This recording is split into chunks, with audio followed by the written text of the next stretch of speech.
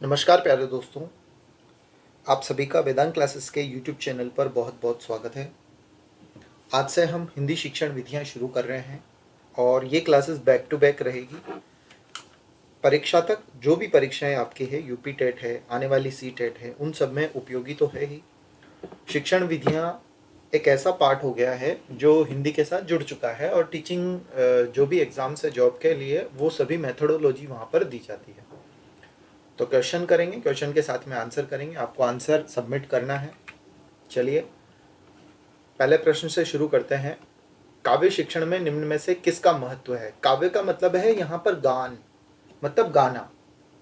काव्य का मतलब क्या है? कविता। काव्य का मतलब क्या है यहाँ पर? कविता। तो काव्य शिक्षण में सस्वर, सस्वर मतलब एक आदर्श बहुत जरूरी है। आदर्श हो लेकिन सस्वर हो, ठीक है। मौन कभी नहीं होता है काव्य में, कभी भी मौन वचन नहीं होता है।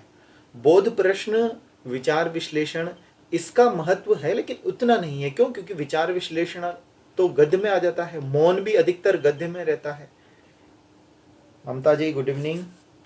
तो कविता जब भी हो तो वहां आदर्श का बहुत महत्व है। क्यों? क्योंकि जब तक बालक ने कविता सुनी नहीं तब तक उसने कविता गाई नहीं, ठीक है। तो काव्य शिक्षण में किसका महत्व सबसे ज्यादा है? सबसे ज्यादा अधिक महत्व रखता है आदर्श वाचन, ठीक। दूसरा प्रश्न, चलिए इसका आंसर कीजिए। व्याकरण का प्रमुख उद्देश्य क्या है? अगर आप व्याकरण पढ़ा रहे हैं या पढ़ रहे हैं, क्यों पढ़ रहे हैं आप व्याकरण? फटाफट आंसर कीजिए। देखो, व्याकरण क्या करती है? आपको भाषा कैसे शुद्ध बोली जाए, शुद्ध उसका उच्चारण, शुद्ध उसका लेखन, ये सब सिखाती है आपको। तो भाषा का शुद्ध रूप पहचानने में बालकों को समर्थ बनाना ही व्याकरण का सबसे प्रमुख उद्देश्य है। ए इसमें करेक्ट आंसर होगा। भाषा की विस्तृत जानकारी आपको व्याकरण से नहीं मिलती है। व्याकरण से आपको भाषा के नियमों की जानकारी मिलती है। भाषा कितनी विस्तृत है इसकी जानकारी आपको व्याकरण से नहीं मिलती है। तो तीसरे का आंसर क्या होगा? ए।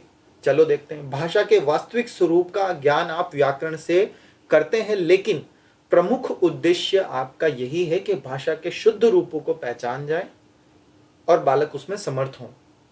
वास्तविक स्वरूप क्या है भाषा का, ये कोई भी नहीं जान सकता, क्योंकि आज मैं जो भाषा बोल रहा हूं वो क्या हो सकता है, बाद में परिवर्तित हो सकती है, अपभ्रंश हो सकता है उसका। यानी भाषा का वास्तविक स्वरूप क्या है कभी नहीं डिसाइड होता है, फिक्स भी नहीं है। चलो, उपर्युक्त सभी होगा ही नहीं। तो भाषा के शुद्ध रूपों को पहचान पाए और बालक उसमें समर्थ हो सके। नेक्स्ट, वाक्य के भाग होते हैं। वाक्य के दो भाग होते हैं, मैं सामान्य बता देता हूं यहीं पे आंसर फटाफट से। वाक्य के दो भाग होते हैं, एक विधेय होता है, एक उद्देश्य होता है, ठीक है।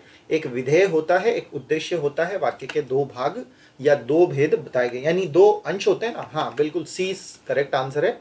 एक तो कर्ता तक और एक क्रिया या कर्म से लेकर के क्रिया तक।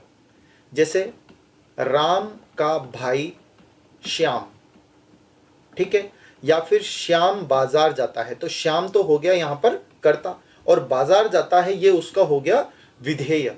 तो उद्देश्य तो होता है आपका कर्ता और विधेय होता है उससे जुड़ा हुआ या उस पर आश्रित। तो राम का भाई श्याम भी ये पूरा का पूरा उद्देश्य है। तो उद्देश्य और विधेय में अंतर है। वाक्य के दो भेद होते हैं, एक उद्देश्य होता है, एक विधेय होता है। उद्देश्य सीधा कर्ता पर डिपेंड होता है और विधेय सीधा सीधा क्या है, कर्ता पर, मतलब कर्ता ही उद्देश्य है और विधेय जो है वो कर्ता पर आश्रित, जैसे क्रिया है, कर्म है, ये सब। नेक्स्ट, भाषा का कार्य नहीं है। क्या भाषा एकता की भावना जागृत करती है? हाँ बिल्कुल ठीक है। जब आप भाषा बोलते हैं, सामने वाला सुनता है, तो क्या करता है, वो एकता की भावना जागृत होती है। और कई सारी भाषाएं हैं, अगर याद है और आती है बोलना तो बहुत अच्छी बात है। फटाफट आंसर कीजिए इसका। 5 नंबर क्या होगा? एक आप लोगों के लिए एक छोटी सी एक योजना भी चलाई है, जिसमें स्कीम है जिसमें आपको मासिक भत्ता दिया जाएगा। कुछ लोगों का चयन होगा, वो इसी वीक में अभी हम अनाउंस करेंगे। कुछ लोगों को मासिक भत्ता शुरू करेंगे। 5 में डी बिल्कुल ठीक है। साहित्य से परिचय होता है भाषा का, भाषा से साहित्य का परिचय होता है और साहित्य हम पढ़ते हैं, सुनते हैं। एकता की भावना आती है, विचारों को बोलकर लिखकर प्रकट करने की क्षमता होती है, लेकिन कभी भी निष्पक्ष दृष्टिकोण भाषा से नहीं आता है, क्रमबद्धता भाषा से नहीं आती है, नियमितता ये सब भाषा से योगदान नहीं है। तो डी ऑप्शन अपना सही हो जाएगा कि भाषा काम नहीं करती है, ये काम नहीं करती, बाकी काम करती है। गहन अध्ययन निष्ठ शिक्षण में किस कक्षा में मौन आरंभ किया जाना सही है? कहा तो जाता है 5वीं कक्षा से, लेकिन कक्षा 6 भी लिखा हुआ है कहीं कहीं। कक्षा 5 या कक्षा 6 से हम गहन अध्ययन निष्ठ शिक्षण यानी कि मौन वाचन हम शुरू करवा सकते हैं। गहन अध्ययन निष्ठ शिक्षण वही है ना, मौन वाचन आरंभ करवाना, यानी कि मौन वाचन हम कक्षा 6 से शुरू करवा सकते हैं। कहीं कहीं ये कक्षा 5 भी लिखा हुआ है, कहीं कहीं लिखा हुआ है, हमने पढ़े हुए देखे हैं, लेकिन हम कक्षा 6 ऑथेंटिक मान करके पढ़ रहे हैं। हाँ, इसमें डाउट रहता है, इसीलिए यहाँ गहन अध्ययन निष्ठ शिक्षण में किस कक्षा से मौन वाचन प्रारंभ किया जाना सही है? कक्षा 6 से शुरू करना चाहिए। और किस कक्षा के बाद शुरू करना चाहिए?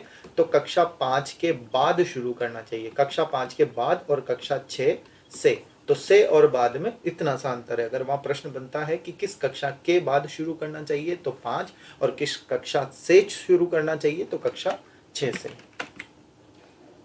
भाषा शिक्षा में कौन सा बिंदु सबसे कम महत्वपूर्ण है? जब आप भाषा की शिक्षा दे रहे हैं तो मुझे क्या लगेगा, मैं एक तो भाषिक परिवेश अच्छा बनाऊं, ये भी बहुत ज़रूरी है। अगर भाषिक परिवेश अच्छा होगा तो बच्चा भाषा अच्छे से सीखेगा।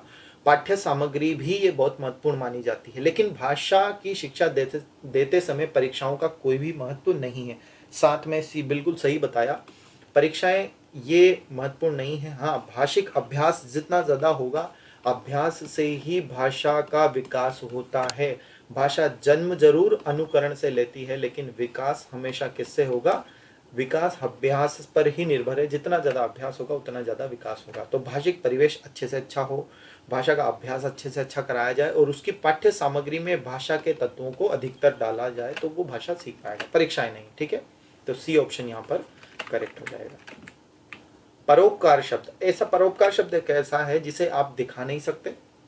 ठीक है, जैसे अग्नि है उसे तो दिखा सकते हो, इसके पर्यायवाची भी पर्यायवाची बता सकते हो, दिखा सकते हो। जैसे सूर्य है दर्शन करा सकते हो, पंखा है दिखा सकते हो, ठीक है, मेज है, कुर्सी है, लेकिन परोपकार को नहीं दिखा सकते। अब इस शब्द का अर्थ समझाने के लिए किस विधि का प्रयोग किया जाना चाहिए? चित्र विधि। क्या चित्र में परोपकार दिखाया जा सकता है? 8 में बी बताया है, संधि विच्छेद। हाँ, देखते हैं, चित्र नहीं दिखा सकते।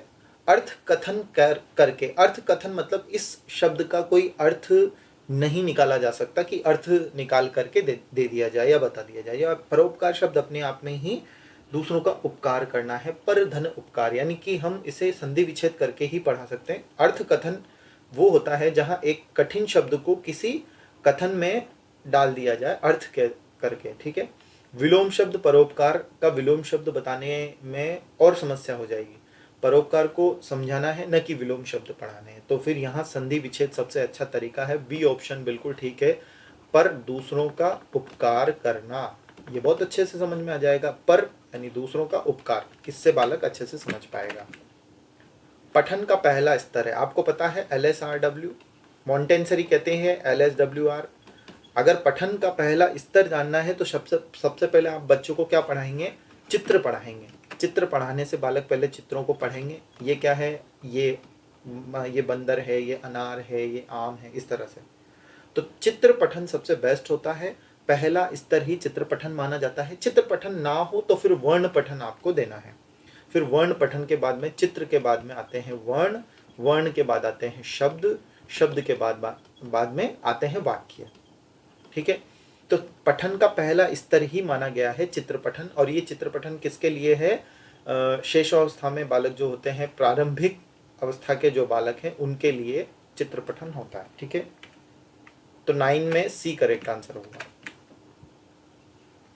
भाषा की कक्षा में एक शिक्षक बच्चों से क्या अपेक्षा करता है? अगर भाषा की कक्षा है तो हम अपेक्षा करते हैं कि बालक अपनी मातृभाषा में बोले। यहाँ लिखा हुआ है बिल्कुल भी प्रयोग ना करे, तो ये तो नहीं। बच्चे सवालों के बंधे बंधाए उत्तर ना दें, ये भी सही है, ये बिल्कुल ठीक है। बंधे बंधाए उत्तर नहीं देने हैं। ठीक है, बच्चे सवालों के बंधे बंधाए उत्तर ना दे, ये गलत है। संस्कृत निष्ठ भाषा में ही जवाब दे, ये भी जरूरी नहीं है। जब मातृभाषा का प्रयोग कर लिया तो संस्कृत निष्ठ भाषा में नहीं चाहिए, वो अपनी भाषा में जवाब दे सकते हैं। तो बी ऑप्शन ठीक है, बच्चे सवालों के बंधे बंधाए जवाब नहीं दे, बस हम उनसे ये अपेक्षाएं करते हैं। पढ़ने का प्रारंभ है, वर्णमाला से प्रारंभ करेंगे या कहानियों से करेंगे, कविताओं से करेंगे या अर्थपूर्ण सामग्री से करेंगे। याद रखिए, कोई भी चीज है अगर वो अर्थपूर्ण नहीं है तो चाहे वह कहानी हो, कविता हो, वर्णमाला हो, अगर उसमें अर्थ नहीं है तो काम नहीं बनेगा। तो पढ़ने की शुरुआत जो की जाती है वो अर्थपूर्ण सामग्री से की जाती है। अगर वर्णमाला भी पढ़ा रहे हैं तो उल्टी सीधी वर्णमाला नहीं, अ से अनार बनेगा और अनार एक अर्थपूर्ण चीज है। ठीक है, डी ऑप्शन बिल्कुल सही बताया, ममता जी करेक्ट बता रहे हैं। अभी है शायद हम 2 ही पढ़ रहे हैं अपनी कक्षा में, धीरे धीरे लोग आ जाएंगे क्योंकि कई दिनों बाद शुरू की है और कई सारी समस्याएं थी। आप जानते हैं पारिवारिक समस्याएं बनती है और मार्केट की समस्याएं भी कहते हैं, जिन्हें हम व्यावसायिक समस्याएं कहते हैं। हम जहाँ जॉब करते हैं वहाँ से भी कुछ समस्याएं आती है, जहाँ हमें समय कम मिलता है, वो सारी समस्याएं इसमें जुड़ी हुई है कि हमारी कक्षाएं क्यों रेगुलर नहीं होती है। चलो, फ्रॉबेल के अनुसार लेखन कब प्रारंभ करना चाहिए? हमने LSWR शुरू किया है और LSWR कहता है रीड से पहले लेखन शुरू करवा दो। LSRW होता है रीड के बाद राइट होना चाहिए। ये सामान्य प्रक्रिया है। पढ़ने की क्रिया के बाद, यानी कि रीड से पहले, पढ़ने की क्रिया के पहले ही आपको लेखन शुरू कर देना चाहिए, ऐसा हमें ये LSRW प्रक्रिया है, यानी रीड आफ्टर राइट। ठीक है, और पढ़ने की क्रिया से पूर्व ही आपको लेखन शुरू कर देना चाहिए। ये कौन कहता है? पढ़ने की क्रिया के बाद, LS रीड राइट। हाँ, तो इसमें ए ऑप्शन करेक्ट होगा। ए ऑप्शन इसमें करेक्ट होगा। क्यों? क्योंकि अच्छा ठीक है, हाँ 12 में ए सही है। क्यों? क्योंकि हम पहले रीड करते हैं फ्रॉबेल के अनुसार, बाद में फ्रॉबेल के अनुसार पहले हम रीड करते हैं, बाद में हम राइट करते हैं। ठीक है, और अगर यहाँ पर मारिया मॉन्टेसरी आ जाता तो क्या होता? पहले हम राइट करते हैं, बाद में रीड करते हैं। तो कोई भी वैज्ञानिक का नाम दिया जाए, किसी का भी नाम दिया जाए, यहाँ पे कॉल्डवेल कुक का भी नाम दिया जाएगा तो भी LSRW ही रहेगा, यानी पढ़ने की क्रिया के बाद ही राइट होगा। लेकिन अगर यहाँ फ्रॉबेल ना होता, मारिया मॉन्टेसरी होता, तो फिर बी ऑप्शन करेक्ट होता। कब? जब मारिया मॉन्टेसरी पूछा जाए। तो फ्रॉबेल के अनुसार तो पढ़ने की क्रिया के बाद ही लेखन होगा। ये मैंने प्रश्न इसलिए डाला था क्योंकि मारिया मॉन्टेसरी जब आएगा तो ये कंफ्यूजन होगा। नेक्स्ट क्वेश्चन, हिंदी शिक्षण में नवाचार नहीं है। बिल्कुल नया अपनाया हुआ। देखो, सेमिनार अभी नई नई प्रयोग की जाती है, टोली शिक्षण भी करवाया जाता है, खेल खेल में हिंदी शिक्षण करवाया जाता है, लेकिन सूचनाओं का आदान प्रदान, ये हिंदी शिक्षण का नवाचार नहीं है, ये पहले से आ रहा है। अब आप इसे क्या समझेंगे? जैसे मैं जो पढ़ा रहा हूँ वो पढ़ा नहीं रहा हूँ, मैं केवल सूचनाओं का आदान प्रदान कर रहा हूँ, बस यही है कि ये नवाचार नहीं है, बाकी ये तीनों ही नवाचार हैं। तो डी ऑप्शन आपका करेक्ट होगा कि सूचनाओं को भेजना नवाचार नहीं है। नेक्स्ट, कक्षा 1 और 2 के बच्चे, बहुत छोटे बच्चे हैं, बच्चों के लिए आप किस तरह की कहानी का चयन करेंगे? देखो, एक तो कहते हैं ना कि छोटे बच्चे होते हैं, उन्हें चित्र भी मिले, घटनाएं भी हो, चित्रात्मक हो, ऐसी कहानी हम उन्हें सुनाएंगे। क्यों? क्योंकि अगर चित्र के साथ में पंचतंत्र की कहानियां जो चित्र के साथ में होती है वो बच्चे अच्छे से सुनते हैं और सीखते भी हैं। तो जो बहुत छोटी हो, ये इससे अच्छी कहानी नहीं होती है। ठीक है, और जिसमें बहुत सारे पात्र हों, ये भी जरूरी नहीं है कि कहानी अच्छी हो, क्योंकि बच्चे को 2 या 3 पात्र ही याद रहते हैं पूरी कहानी में, बाकी सब कुछ याद नहीं रहता, यहाँ तक कि हम भी पढ़ते हैं तो भी नहीं। डी ऑप्शन सही बताया ममता जी ने। जिसमें 2 ही पात्र हों, ये भी इतनी अच्छी कहानी नहीं होती, क्योंकि 2 से 3 भी हो सकते हैं। जिसमें शब्दों, वाक्यों और घटनाओं के वर्णन की शैली चित्रात्मक हो, बस वही बेस्ट होती है। तो डी ऑप्शन आपके लिए करेक्ट हो जाएगा। नेक्स्ट, भाषा हमारे परिवेश में बिखरी मिलती है, यह कथन किस पर लागू नहीं होता? भाषा प्रयोगशाला क्या है? हमने तो नहीं देखी, हमारी सिटी में तो भाषा प्रयोगशाला नहीं है, तो ये तो बिखरी हुई नहीं है। हाँ, अखबार जरूर है, विज्ञान है, साइन बोर्ड है, ये सब हमारे जीवन में है, लेकिन भाषा प्रयोगशाला हमारे जीवन में नहीं है और नहीं हमारी सिटी में है। तो 15 नंबर पे जो प्रश्न है कि भाषा हमारे परिवेश में है लेकिन भाषा प्रयोगशाला हमारी सिटी में नहीं है, इसलिए हम हमारे परिवेश में भी नहीं मानेंगे।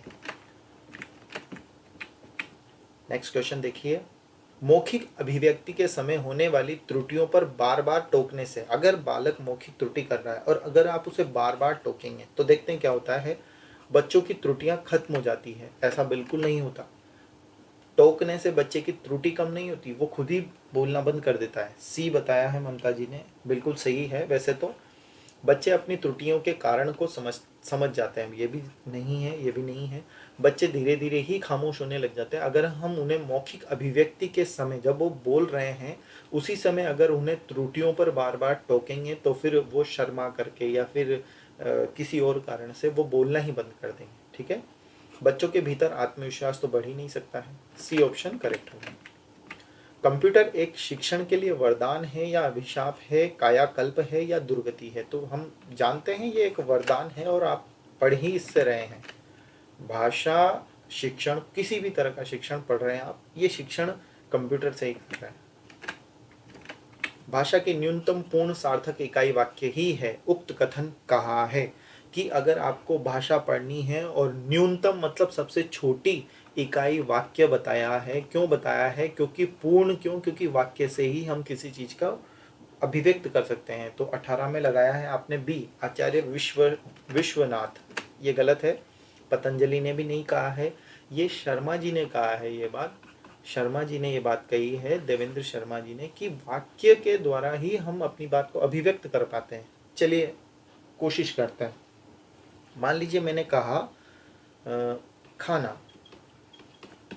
अब सुबह भी मैंने कहा खाना और रात को भी मैंने कहा खाना। रात को, आधी रात को उठा तो भी मैंने कहा खाना, लेकिन आप समझ नहीं पाए कि खाना खाना है, क्या करना है। इसका मतलब हम एक शब्द से भी अपनी बात को अभिव्यक्त नहीं कर सकते। इसलिए न्यूनतम पूर्ण सार्थक इकाई वाक्य ही है। यह माना है वाक्य, खाना खा लिया, खाना नहीं खाया, खाना खाना है, प्रातः काल का समय हो गया है, ये सब वाक्य से ही पूर्ण होते हैं। भाव वाक्य से ही पूर्ण होते हैं। सार्थकता कब आती है? वाक्य से। और ये कहा है देवेंद्र शर्मा ने। तो डी ऑप्शन आपका करेक्ट हो जाएगा। कविता में भाव का क्या स्थान है? देखो, कविता में अगर भाव नहीं है ना तो फिर वह कह सकते हैं कि उसकी आत्मा नहीं है। शरीर तो है, सामने लिखा हुआ है कविता है, ठीक है, लेकिन उस कविता में प्राण जब आएंगे, और प्राणों को कहते हैं हम आत्मा, यानी प्राण कहते हैं हम। कविता में भाव कविता के प्राण हैं या आत्मा है। ठीक है, ए ऑप्शन करेक्ट हो जाएगा। आनंद देने वाली तो है, लेकिन भाव का क्या स्थान बताया गया है, वो आत्मा या प्राण है। पत्र पत्रिकाएं भाषा सीखने में हमें मदद करती है, साधक है। ठीक है, मदद करती है, साधन, साधक के रूप में काम आती है। भाषा क्या है? भाषा अर्जित है, बिल्कुल है। उत्तराधिकार में प्राप्त नहीं है, ईश्वर प्रदत्त भी नहीं है। सहजात योग्यता, सहजात मतलब जैसे ही आपने जन्म लिया साथ में ही आपके आ गई, तो ये भी नहीं है। सहजात योग्यता यानी जन्म लेते भी नहीं है, ये तो एक अर्जित संपत्ति है। आपसे पूछा जा सकता है भाषा सहजात योग्यता है और आप कंफ्यूज जरूर होंगे। तो सहजात का मतलब होता है साथ में ही जन्म लेते ही योग्यता आ जाना। शब्द निर्माण किया जाता है। शब्द निर्माण अर्थ के आधार पर शब्द बनाया जाता है। इतिहास की उत्पत्ति के आधार पर शब्द बना, रचना या उत्पत्ति के आधार पर शब्द बना, या उपर्युक्त सभी आधारों पर शब्द निर्माण किया जाता है। 22 में लगाया है डी, बिल्कुल सही बताया। शब्द का निर्माण हम अर्थ के आधार पर भी करते हैं कि उसका अर्थ क्या लगाना है, उस हिसाब से शब्द बनाना। इतिहास की उत्पत्ति के आधार पर, यानी इतिहास में वो कैसे उत्पन्न हुआ, इस आधार पर भी शब्द का निर्माण होता है। और उसकी रचना या उसकी व्युत्पत्ति, उसकी बनावट, कहते हैं ना बनावट, उस आधार पर भी शब्द का निर्माण किया जाता है। तो डी ऑप्शन करेक्ट हो जाएगा।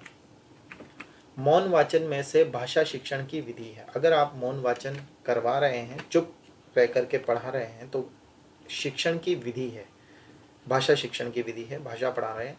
मौन वाचन से शिक्षण को और वाचन की प्रथम पीढ़ी है। मौन वाचन से शिक्षण की और वाचन की प्रथम पीढ़ी है। तो मौन वाचन तो प्रथम पीढ़ी तो है नहीं। चलो ये भी हो गया। 23 में लगाया है डी। अच्छा 24 है, 23 नहीं है हमारे पास, 24 नंबर का है, तो आपने लगाया है डी। ठीक है, देखते हैं। मैं पहले ऑप्शन एलिमिनेट करता हूँ। मौन वाचन सस्वर वाचन के पहले होता है।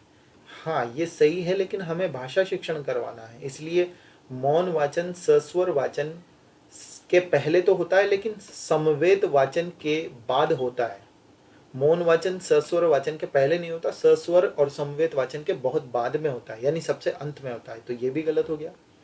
मौन वाचन से छात्र प्रारंभ में ही अच्छी तरह से सीखता है, बिल्कुल गलत। प्रारंभ में तो समवेत से अच्छे से सीखता है, बाद में घर पे जाकर के जब वो बड़ा हो गया, अच्छी कविताएं पढ़ने लगेगा, तो फिर वो क्या करेगा, मौन वाचन करेगा, तो ये भी गलत हो गया। मौन वाचन भाषा शिक्षण में सस्वर वाचन सीखने के बाद प्रारंभ किया जाता है। बहुत अच्छा, डी ऑप्शन सीधा सीधा आंसर निकल के आ रहा है। प्राथमिक स्तर पर कविता शिक्षण की उपयुक्त प्रणाली है। देखो, जब भी प्राथमिक स्तर पर पूछा जाएगा तो मैं तो गा गा कर पढ़ाऊंगा और अभिनय भी साथ में करूंगा, तो डी ऑप्शन सही है। गीत और अभिनय प्रणाली सबसे अच्छी है प्राथमिक स्तर पर। रसात्मक वाक्य को कविता कहते हैं, यह परिभाषा किसकी है? इसे संस्कृत में कहते हैं वाक्यम रसात्मकम काव्यम।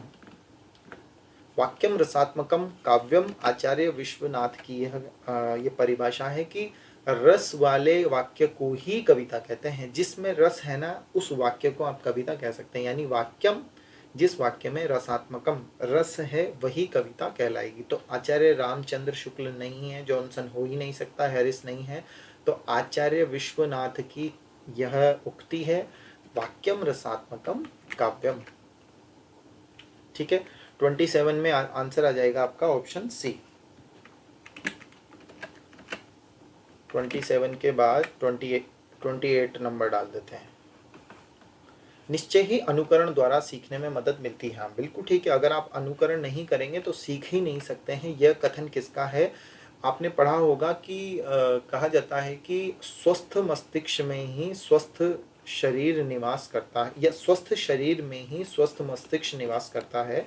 सीधा कीजिएगा इसको, स्वस्थ शरीर है जहाँ वहीं स्वस्थ मस्तिष्क है, यह कहा है अरस्तु ने, और यही बात कही है कि निश्चय ही अनुकरण के द्वारा सीखने में आपको मदद मिलेगी। ये कथन किसका है?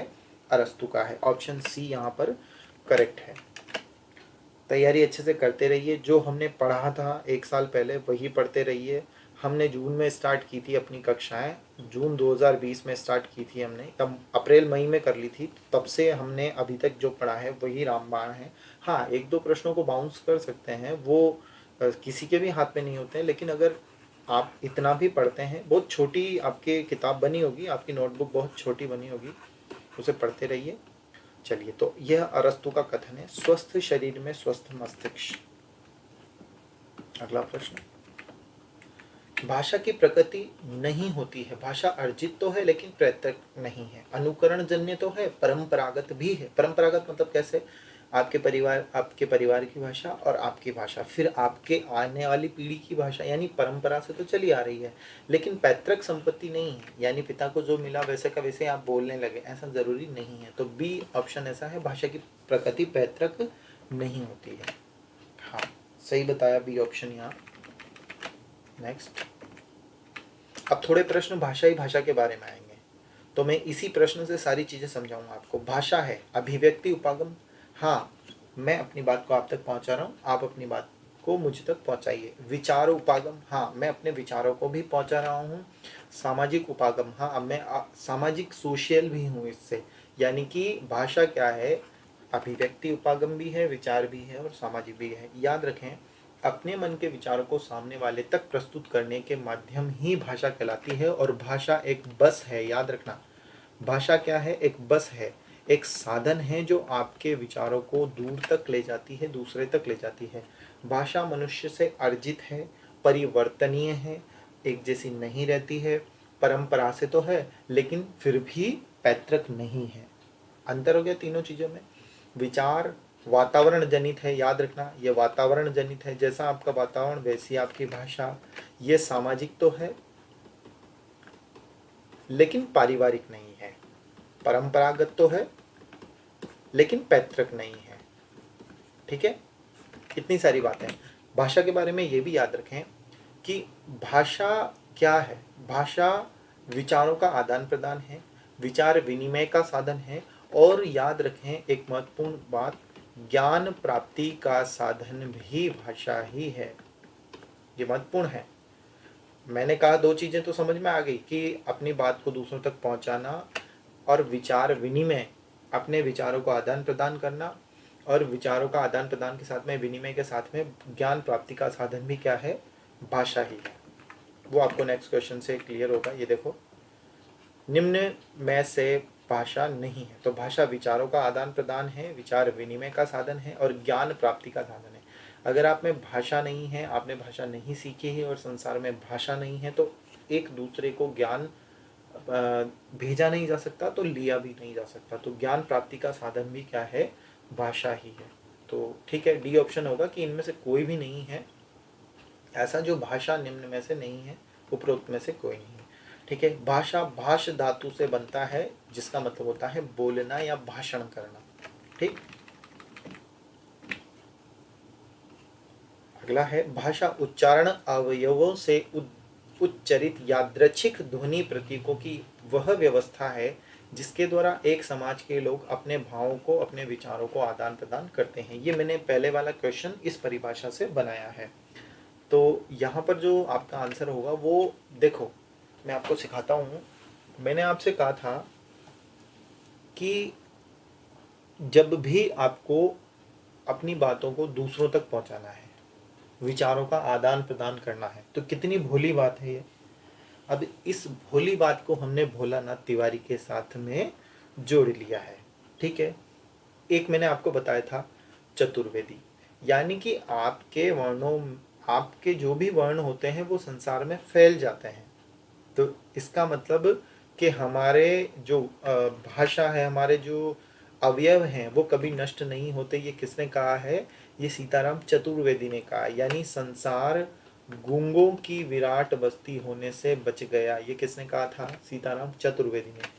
बताया था मैंने आपको, सीताराम चतुर्वेदी। चतुर्वेदी मतलब चार वेद। यानी जब हम बोलते हैं तो हमारे शब्द संसार में या ब्रह्मांड में डोलते रहते हैं, लेकिन हमें पता नहीं है, दिखाई नहीं देते।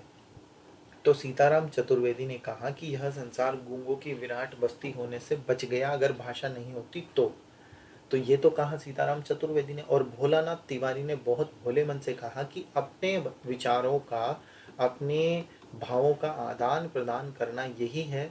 और अगर एक शब्द याद रखो तो यादृच्छिक ध्वनि प्रतीक, ये शब्द पकड़ लीजिए, यादृच्छिक ध्वनि प्रतीक। ठीक है, सुमित्रा नंदन पंत, आपको लग रहा होगा ना सुमित्रा नंदन पंत कोई झनकार जैसा कोई शब्द है, झनकार आना, झनकार। तो बस यही समझ लीजिए इसी शब्द से कि सुमित्रा नंदन पंत ने कहा कि यह संसार में झनकार है। ये भाषा, ये डेफिनेशन याद नहीं रहती। यही जो 4-5 डेफिनेशन है ना, यही महत्वपूर्ण है। हम इसे दोहराएंगे, मैं इसे कहीं ना कहीं शिफ्ट करता रहूँगा हर क्लास में, आपको सारी डेफिनेशन याद रह जाएगी, कोई समस्या नहीं। देखो, सुमित्रा नंदन पंत ने कहा, पंत मतलब झनकार, ठीक है ना।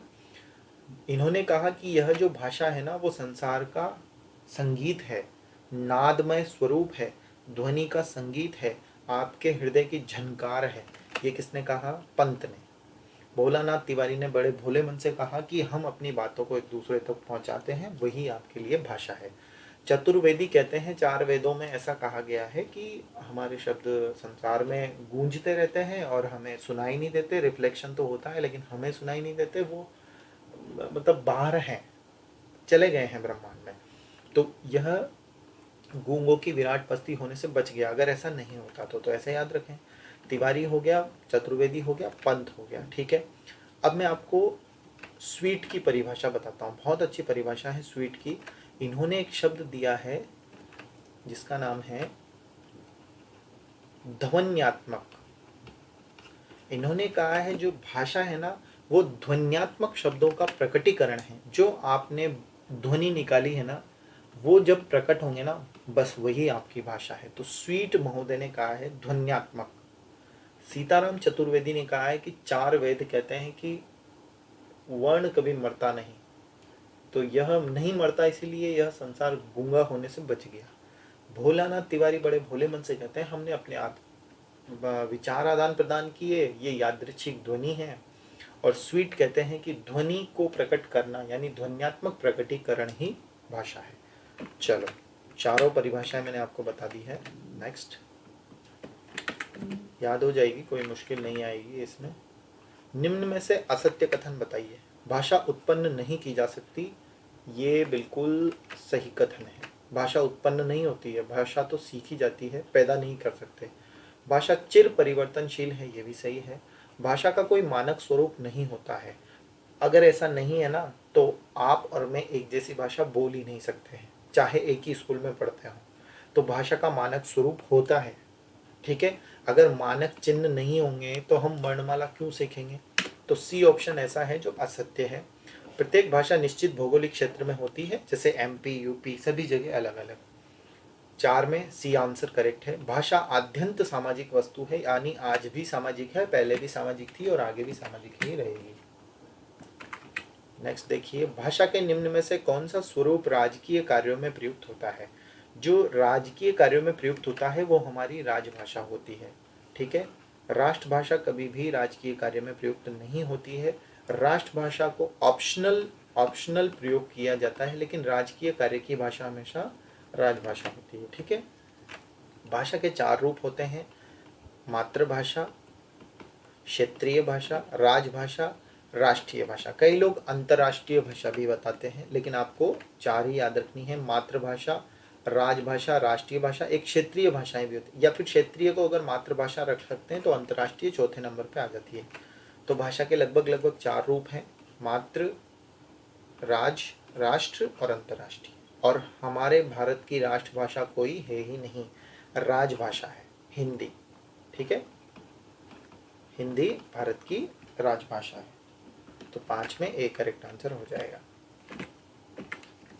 नेक्स्ट देखिए, निम्न में से असत्य कथन छांटिए। कोई विदेशी भाषा भी राजभाषा हो सकती है। हाँ, सही है। अगर हमारे यहाँ अंग्रेजी को राजभाषा बना दिया जाता ना, तो ये भी हो सकती थी। संस्कृत को बनाने की चल रही थी, अंबेडकर जी पूरे इसमें समर्थन में थे, लेकिन ऐसा नहीं हुआ। हिंदी 9 राज्यों की राजभाषा है, ये भी सही है। और इसमें एमपी, यूपी, बिहार, ठीक है, राजस्थान, हरियाणा और एमपी, यूपी, बिहार, राजस्थान, हरियाणा और कौन बचा? 9 राज्यों की राजभाषा है, ये बिल्कुल सही है। देखते हैं,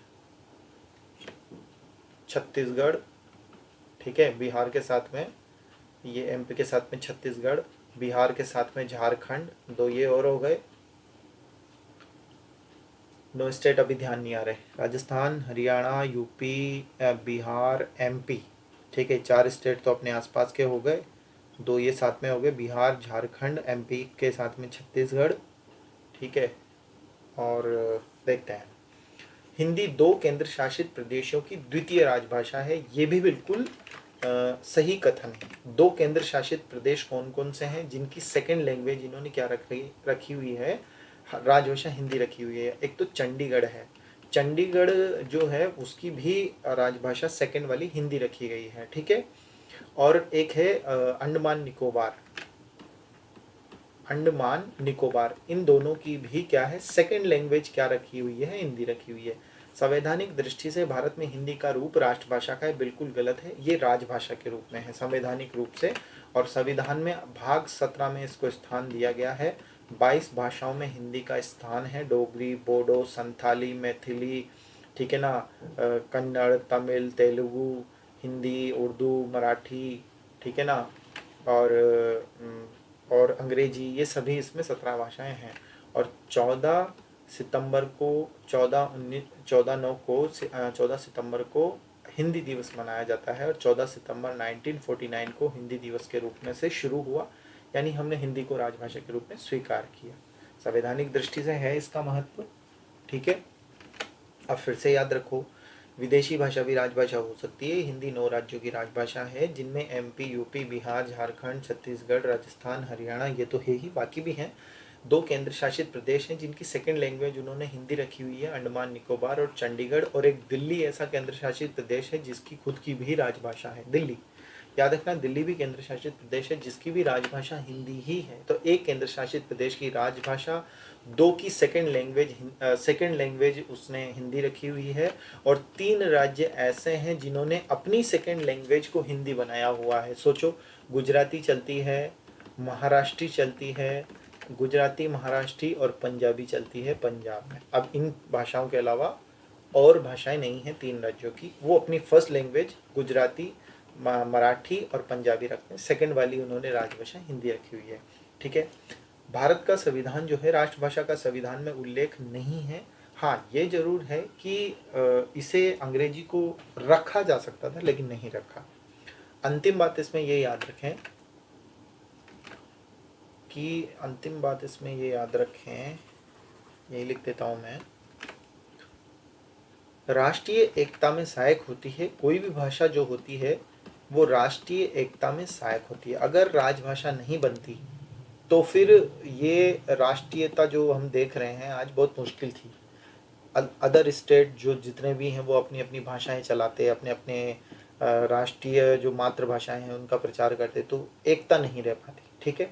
इसमें साहित्य भी सब में एकता रहती है, उनका साहित्य है, उनकी संस्कृति है, उनकी पहचान है, उनका इतिहास है, उनका सम्मान है, उनकी अस्मिता है। ये सब हमने कैसे पहचाना? ये राष्ट्रीय एकता हमें भाषा से ही मिलती है। ठीक है। नेक्स्ट, भाषा के आविर्भाव से संसार गूंगों की, याद रखना, जो चतुर्वेदी जी हैं वो कहते हैं कि यह शब्द कभी मिटता नहीं है, इसलिए गूंगा नहीं रहा जा सकता। आप चुप रहेंगे लेकिन ब्रह्मांड में आपके शब्द गूंजेंगे। तो 4 वेद वाले चतुर जी, पंत जी ने कहा कि देखो मैंने ऐसा एक सितार बनाया है कि झनकार, और भोलेनाथ तिवारी जी ने भोले मन से कहा कि अपने विचारों को मैं दूसरों तक पहुंचा दूं, यही मेरा उद्देश्य है। और यही भाषा क्या करती है? आदान प्रदान करती है, विचार विनिमय का साधन है, विचार विनिमय का साधन है। बस यह किसने कहा? भोलानाथ तिवारी। और स्वीट तो बहुत अच्छे से कहते, क्या? यह मेरा ध्वन्यात्मक टीका है, इस ध्वन्यात्मक टीके को लगा लो, यानी ध्वन्यात्मक प्रतीक है, बस इसे लगा लो, आपकी भाषा बन जाएगी। तो चारों की परिभाषाएं आपको याद रखनी है, स्वीट, पंत, तिवारी और अच्छा, भोलानाथ तिवारी की 2 परिभाषाएं हैं। आपको थोड़ा सा यहाँ दिक्कत हो सकती है।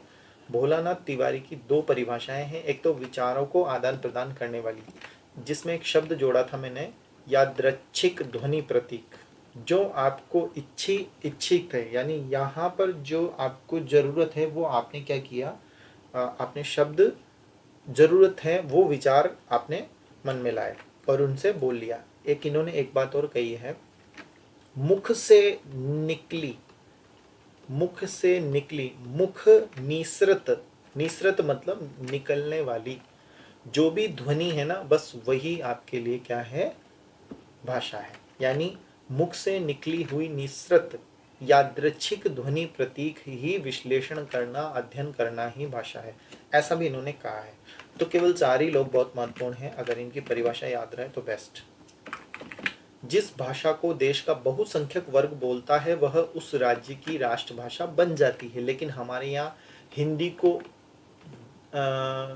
2/3 का मतलब हो गया 66% लोग बोलें, ठीक है, और 75% लोग समझें, तब जाकर के ये राष्ट्रभाषा बनेगी। इसीलिए हमने भाग 17 में 14/9/1949 को इसे डाल दिया गया है हिंदी दिवस के रूप में। भारत में हिंदी का जो संवैधानिक रूप है ना, वो राजभाषा के रूप में है। संवैधानिक नहीं कहा जाए तो राष्ट्र और राजभाषा दोनों शब्द आ सकते हैं। अगर संवैधानिक शब्द नहीं कहा जाए ना, तब राष्ट्र और राजभाषा दोनों आ सकता है आंसर। ठीक है। लेकिन भारत का संविधान में जो उल्लेख है हिंदी का, वो किस में है? राजभाषा में है। तो 7 नंबर में बी लगाया है। गुड इवनिंग पिंकी जी, धीरे धीरे आएंगे लोग। चलो नेक्स्ट क्वेश्चन, हिंदी भारत की राजभाषा तथा लिपि देवनागरी लिपि है और संविधान में उल्लेखित है देवनागरी। ठीक है। देवनागरी लिपि है। आपको पता होगा खरोष्ठी लिपि में भी अशोक के कई अभिलेख मिले हैं, जो मानसेरा, शाहबाजगढ़ी यहाँ से जो मिले हैं वो खरोष्ठी के ही हैं, जो पाकिस्तान वाले सेक्टर में मिले हैं। तो 13 में सी करेक्ट आंसर है, देवनागरी लिपि है।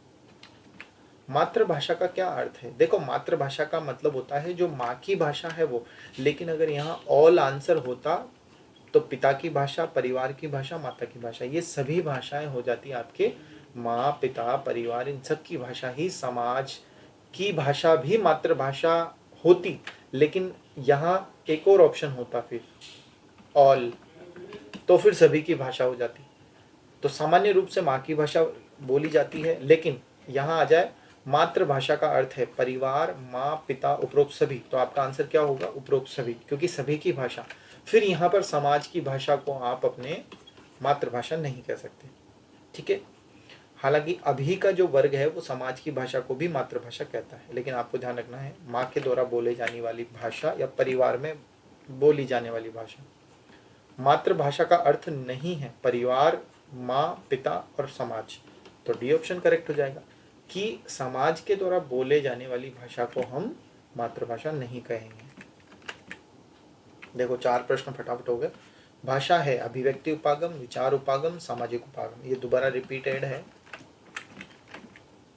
भाषा उस ध्वन्यात्मक रूप को दिया जाने वाला नाम है जो कि भाषा ध्वन्यात्मक रूप को दिया जाने वाला नाम है जो कि आत्मा की आवाज है, हृदय तंत्र की झनकार है, अभिव्यक्ति का व्यवहार है। देखो ये तीनों ही सुमित्रा नंदन पंत की कविता है, जिन्हें सुकुमार कवि कहा जाता है प्रकृति का। तो पंत ने कहा है कि ध्वन्यात्मक रूप है, आत्मा की आवाज है, ये भी क्या है? एक तरह से आपके आत्मा की आवाज है, आपके हृदय तंत्र का झनकार है यानी बाजा है, और अभिव्यक्ति का व्यवहार है। ये सभी बातें कही है किसने? सुमित्रानंदन पंत ने। तो डी ऑप्शन आपका करेक्ट हो जाएगा, ठीक है। एक मैंने स्वीट की परिभाषा आपको बताई थी। स्वीट ने कहा है कि यह ध्वन्यात्मक प्रतीक है, तो याद रखना यहाँ भी ध्वन्यात्मक है और ये भी ध्वन्यात्मक है, तो घबराना नहीं। स्वीट ने ध्वन्यात्मक प्रतीक शब्द दिया है कि ध्वन्यात्मक प्रतीकों का जो हम अभिव्यक्त करते हैं ध्वन्यात्मक प्रतीकों के माध्यम से, वही भाषा है, तो ये स्वीट है। पंत ने अपनी बात कह दी है।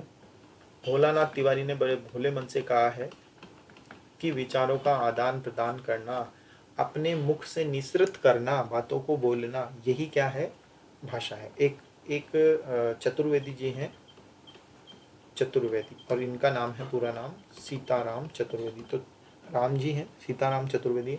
चतुर्वेदी कहते हैं कि जो शब्द है वो कभी मिटता नहीं है, इसलिए यह संसार गूंगा होने से बच गया। तो संसार गूंगों की विराट बस्ती होने से बच गया, ये कहा है सीताराम चतुर्वेदी ने। तो स्वीट का कथन हो गया, सीताराम चतुर्वेदी हो गए, भोलानाथ तिवारी हो गए, पंत हो गए।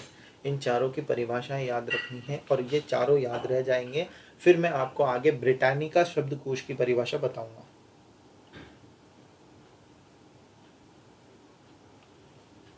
प्लेटो, पंत, स्वीट की डेफिनेशन है ना ये तो तीनों सर। कौन सी देखो ये तीनों ही सुमित्रानंदन पंत की यह क्या है? परिभाषा है। और सुमित्रानंदन पंत की पूरी परिभाषा ऐसे लिखी हुई है, भाषा उस ध्वन्यात्मक रूप को दिया जाने वाला नाम है जो कि आत्मा की आवाज है, हृदय तंत्र की झनकार है, अभिव्यक्ति का व्यवहार है। ये पूरी की पूरी परिभाषा किसकी है? सुमित्रानंदन पंत की है।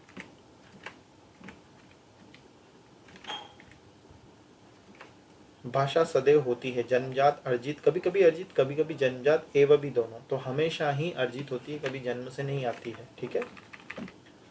भाषा मनोविज्ञान के अनुसार एक बालक में भाषा का विकास किस महत्वपूर्ण कारक से होता है? अगर भाषा मनोविज्ञान की बात करें तो एक बालक में भाषा का विकास जो है वो सबसे ज़्यादा अभ्यास से होता है। लेकिन ये कहते हैं ना कि भाषा का विकास, और यहाँ आ जाता है कि भाषा का जन्म या भाषा उत्पन्न कैसे होती है, तो फिर वहाँ जिज्ञासा चाहिए। जिज्ञासा पहले नंबर पर है, अनुकरण दूसरे नंबर पर है, तीसरे पर अभ्यास है।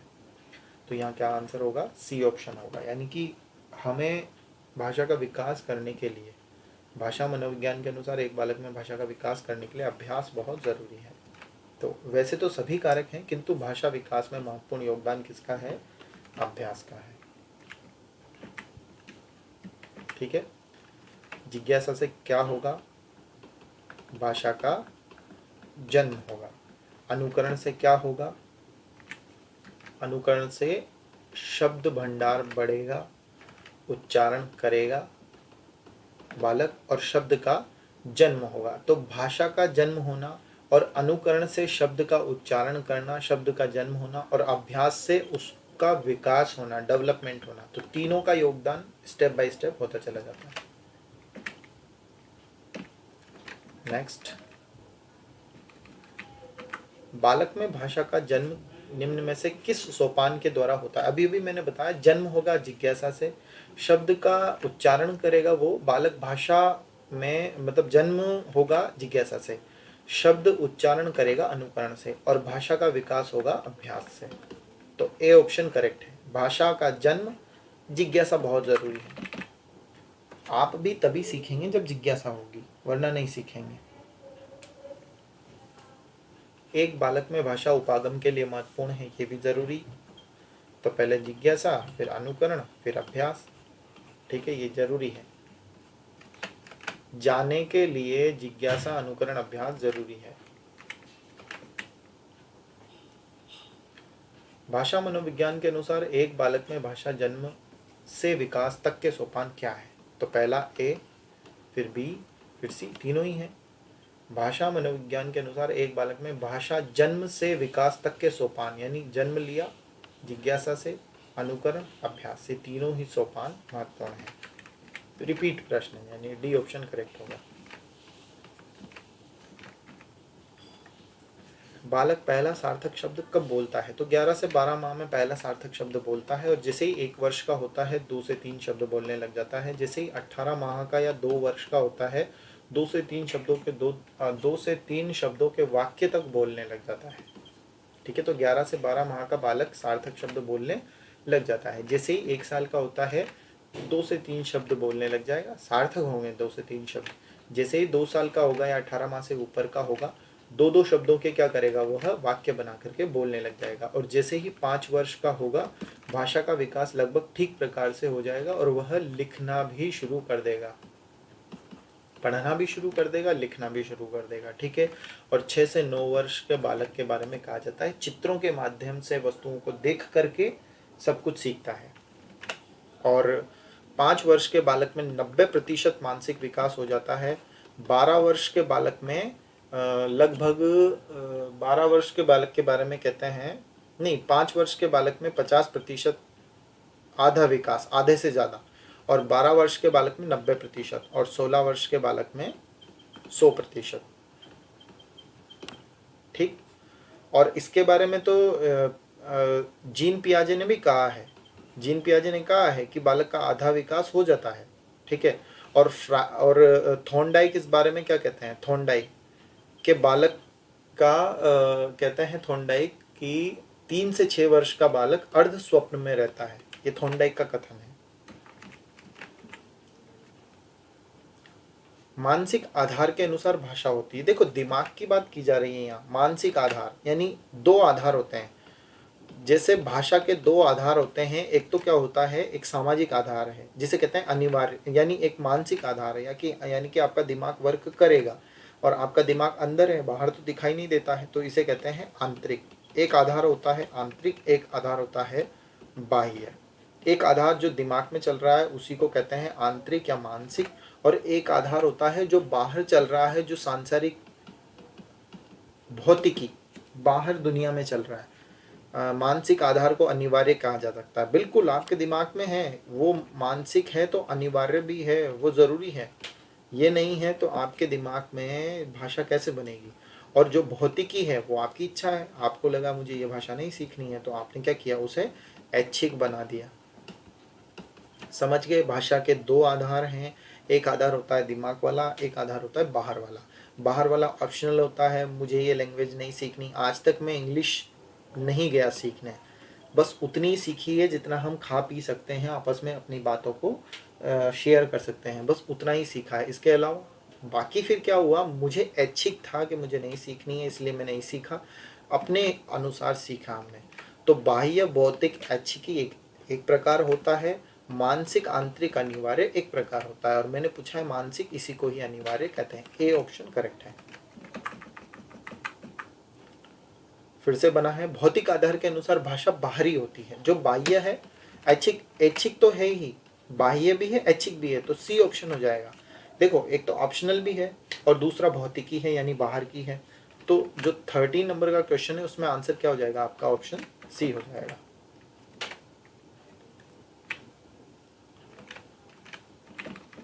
कितने वर्ष का बालक दो दो शब्दों के वाक्य बनाना सीख जाता है? तो जो 2 वर्ष का बालक है वो दो दो शब्दों के वाक्य बनाएगा। 1 वर्ष का बालक 2-3 शब्दों को बोलेगा, और सार्थक शब्द, प्रथम सार्थक शब्द ये शुरू करेगा 11 से 12 माह का बालक। ठीक है, तीनों चीजें याद हो गई आपको। और ठीक प्रकार से 5 वर्ष में बालक लेखन शुरू कर देगा, अपना लेखन शुरू कर देता है 5 वर्ष के बाद के जो बालक होता है। और 6 से 9 वर्ष का बालक अधिकतर वस्तुओं को देख करके, चित्रों को देख करके, वस्तुओं को देख करके ही भाषा का विकास करता है। ठीक, नेक्स्ट, भारत देश की राष्ट्रभाषा है। तो भारत देश की राष्ट्रभाषा तो कोई है ही नहीं, डी ऑप्शन आपका करेक्ट आंसर होगा। राष्ट्रभाषा कब बनती है? जब 2/3 लोग उसे बोलें और लगभग 75 यानी 3/4 लोग उसे, 75% लोग उसे समझें, तब जाकर के वो राष्ट्रभाषा बनती है। और ना हमारे यहाँ हिंदी का दोनों जो स्वरूप है वो नहीं है, यानी 66.66% तो उसे बोलें, 75% उसे समझे, तब जाकर के राष्ट्रभाषा बनेगी, वरना नहीं। तो कोई है ही नहीं हमारे भारत की राष्ट्रभाषा। निम्न में से प्रादेशिक भाषा नहीं। देखो, राजस्थानी जो है वो प्रादेशिक भाषा में नहीं आती है। क्यों? क्योंकि प्रादेशिक भाषा वो है जो 22 भाषाओं में जिन्हें स्थान मिला है संविधान में। देख, जैसे गुजराती है, पंजाबी है, मलयालम है, तेलुगु है, बोडो है, डोगरी है, संथाली है, मैथिली है, नेपाली है, ठीक है, चीनी नहीं है ना, चीनी नहीं है, राजस्थानी नहीं है, बाकी संस्कृत, उर्दू, हिंदी, अंग्रेजी, ये सभी भाषाएं हैं।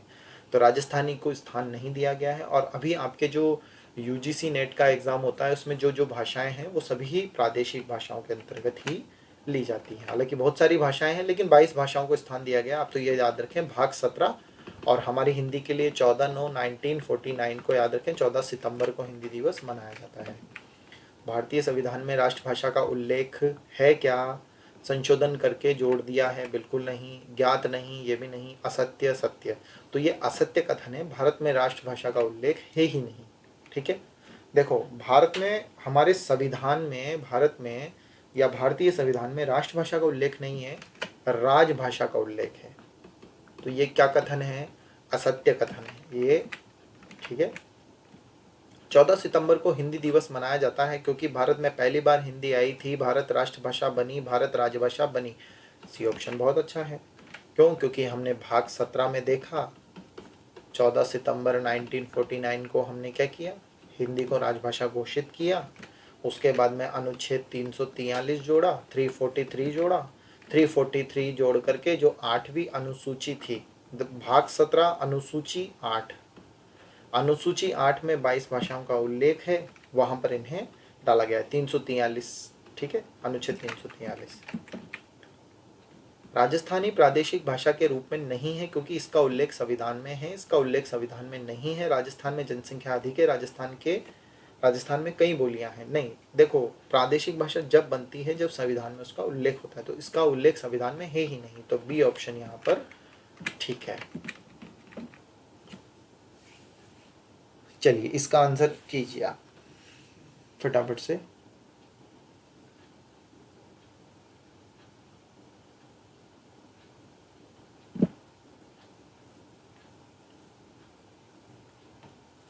फिफ्टीन में सी, कितने वर्ष का बालक ठीक प्रकार से लिखना सीख जाता है? 5 वर्ष का बालक ठीक प्रकार से लिखना सीख जाता है। मैंने आपको बताया 11 से 12 माह का बालक प्रथम सार्थक शब्द बोलता है। 1 वर्ष का बालक, 1 वर्ष से अधिक का बालक 2 से 3 शब्द बोलता है। 2 वर्ष का बालक 2-2 वाक्यों के सार्थक शब्द बोलता है, 2-2 शब्दों के सार्थक वाक्य बना लेता है, या 2-2 शब्दों के वाक्य बना लेता है।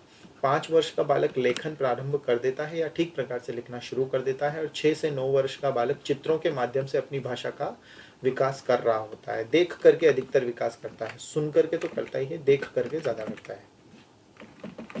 उच्चरित एवं ध्वनि संगठन ही भाषा है। ये थोड़ा मैंने आपको बताया था, एक दो परिभाषाएं और बताऊंगा मैं। अगर आपको चार परिभाषाएं याद रह जाती है तो मैं आपको ब्रिटानिका शब्दकोश के बारे में भी बताऊंगा। ठीक है, मैंने आपसे कहा था, तो बस वो ब्रिटानिका शब्दकोश की परिभाषा भी आएगी इसमें। उच्चरित एवं ध्वनि संगठन ही परिभाषा है। आपने क्रॉन्च देखा? क्रॉन्चे, क्रॉन्चे दो होते हैं, दो क्रॉन्चे होते हैं, एक क्रॉन्च एक क्रॉन्ची, तभी तो रामायण लिखी गई। तो क्रॉन्च क्रॉन्चे के बारे में ध्यान रखें। उच्चरित एवं ध्वनि संगठन, ध्वनि संगठन और उच्चरित हो गए दो।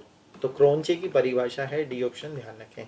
उच्चरित और ध्वनि संगठन ही परिभाषा है। फिर से मैं समझाता हूं आपको। स्वीट ने कहा कि ध्वन्यात्मक प्रतीकों का अभिव्यक्त करना भाषा है।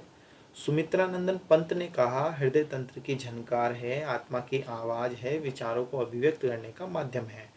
चतुर्वेदी जी ने कहा यह तो गूंगों की विराट बस्ती होने से बच गया। और हमारे भोलानाथ तिवारी जी ने बहुत बड़े भोले मन से कहा कि विचारों का आदान प्रदान करना, यादृच्छिक ध्वनि प्रतीकों को बताना, और साथ में जो अपने मुख से निसृत यानी बाहर निकलने वाली जो भी ध्वनियां हैं उनसे अपनी बातों को कहना। ठीक है, चार परिभाषाएं ये हैं। एक क्रॉन्चे की परिभाषा है उच्चारित, बोलना, ध्वनि संगठन, ध्वनियों को जोड़ करके मिला करके। नेक्स्ट देखिए,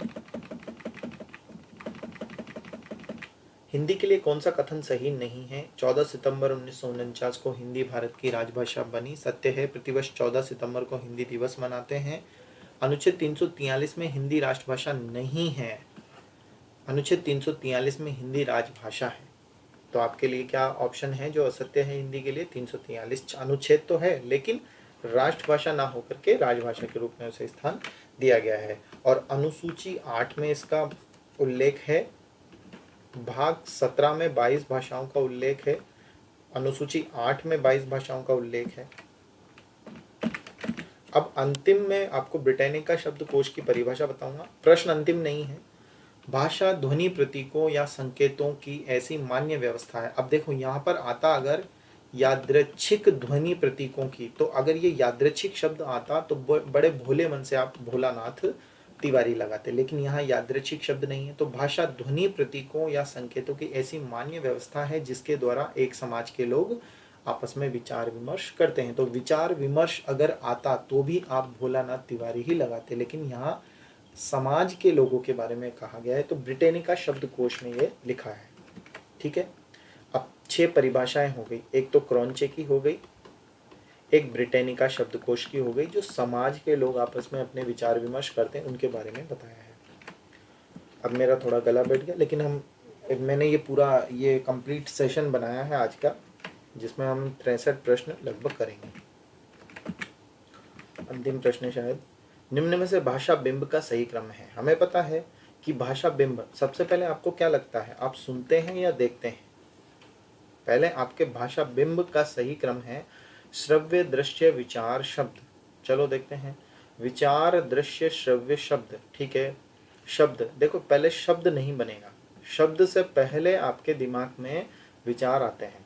शब्द से पहले आपके दिमाग में विचार आते हैं, तो विचार और शब्द तो अलग अलग हो। सबसे पहले आपने किसी के मुंह से कुछ सुना, सुन करके आपने रिएक्ट किया और उसकी तरफ देखा। ठीक है ना, देखो भाषा बिंब बन रहा है, आप भाषा सीख रहे हैं। सबसे पहले आपने सुना, सुनते ही आपने उसकी तरफ देखा, देखते ही आपके दिमाग में विचार आया और फिर शब्द क्रिएट हुआ। आपने गिलहरी को सुना, गिलहरी की तरफ देखा, विचार आया कि ये तो गिलहरी है। बिल्ली भी तो हो सकती थी, लेकिन नहीं। फिर आपके दिमाग में शब्द बना, शब्द कि यह गिलहरी है। तो उस चित्र से आपका क्या हो गया, आपने अनुबंध किया उस शब्द का। तो भाषा बिंब का सही क्रम यही होता है कि बालक जब पैदा होता है, दृश्य को फर्स्ट बताते हैं। देखो दृश्य को अगर फर्स्ट बताते हैं ना, तो ऐसी स्थिति में क्या होता है, बालक कभी पहले देखता नहीं है, पहले बालक सुनता है, आवाजों को सुनता है। मान लीजिए कि कोई बालक देख सकता है, ठीक है ना, मैं भाषा बिंब बनाने की कोशिश करूंगा। मान लीजिए कोई बालक देख सकता है, तो क्या आप देख सकता है लेकिन बोल नहीं सकता, देख सकता है लेकिन श्रवण नहीं कर सकता, तो क्या वह बोलना सीख सकता है? नहीं सीख सकता। यानी कि अगर कॉमन सेंस लगाया जाए इस प्रश्न में कि बालक अगर कभी सुन नहीं सकता तो वो बोल भी नहीं सकता, ये बिल्कुल सही है, क्योंकि जो सुनेगा वही बोलेगा। तो सबसे पहले भाषा बनने के लिए उसमें सुनने की क्षमता बहुत ज़रूरी है, फिर उसमें देखने की क्षमता भी होनी चाहिए, क्योंकि जब तक सुन भी लेगा तो फिर डायरेक्ट विचार बनेंगे। अगर देखना नहीं आता है, सुनना आता है, तो डायरेक्ट विचार बनेंगे, और विचारों के बाद में बस वो विचारों से ही काम चलाएगा। शब्द भंडार उसका उतना ही रहेगा जो विचार है, देख करके वह विचारों को इतना भी डेवलप नहीं कर पाएगा। सीधा सीधा किताबों में यही दे रखा है। सबसे पहले सुनना बहुत ज़रूरी है, सुन करके ही हम उसे किसी चीज़ को देखते हैं, देख करके हमारे दिमाग में विचार आता है कि ये वस्तु तो ये है। गाय को देखा, गाय की आवाज़ सुनी, गाय को देखा, गाय को देखने के बाद विचार आया, विचार आने के बाद शब्द निकले।